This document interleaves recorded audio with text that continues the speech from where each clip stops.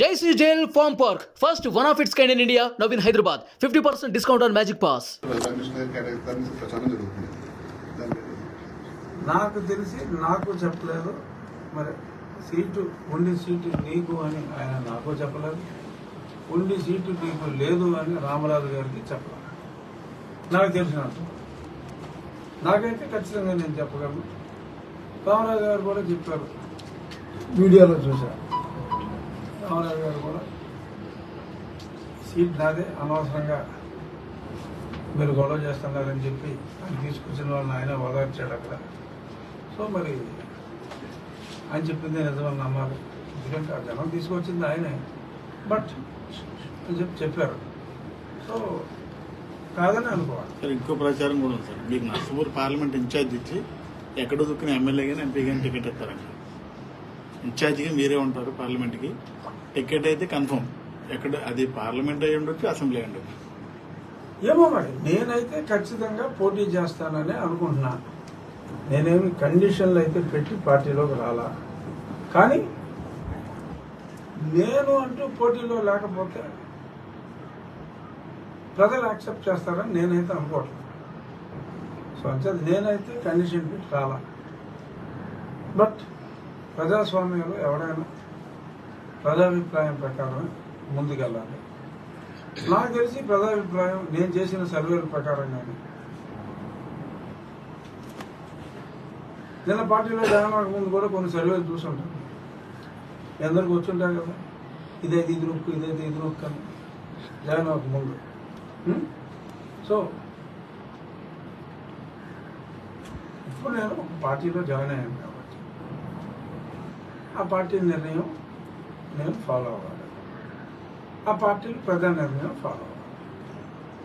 So అంచేత ఖచ్చితంగా నేనైతే పోటీలో ఉంటాను. ఎక్కడి నుంచి, అనంతపురం నుంచా, అనంతపురం నుంచా, శ్రీకాకుళం నుంచా అంటే ఆమల ఈమల అని చెప్తా, మరి దీనికి విపరీత అర్థం తీయద్దు. సో అధ్యాత నేనైతే పోటీలో ఉంటా, అందులో ఏమీ అనుమానం అయితే లేదు. పార్టీ ఎక్కడి నుంచి పోటీ చేయమంటే అక్కడి నుంచి పోటీ చేస్తాను. ఎమ్మెల్యే ఎంపీ అనేది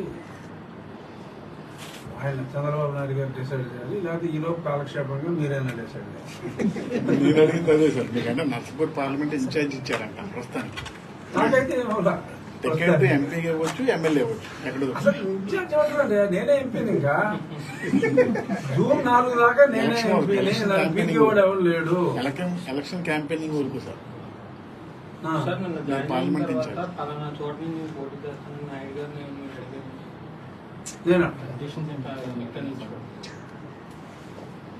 నేను అడగలేదు.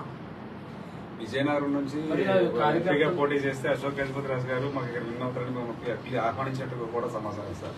విజయనగరం నుంచి నేను పేర్లు చెప్పాను, కానీ ఆల్మోస్ట్ అక్కడ ఉన్న వాళ్ళందరూ ఆహ్వానించారు సార్. విజయనగరం నుంచి ఎంపీ గారు కానీ, వైజాగ్ సౌత్ నుంచి కానీ, లేకపోతే ఇక్కడ ఉంగుటూరు 4-5 ఛాన్సెస్ ఉన్నట్టుగా కూడా సమాచారం సార్ తమకి.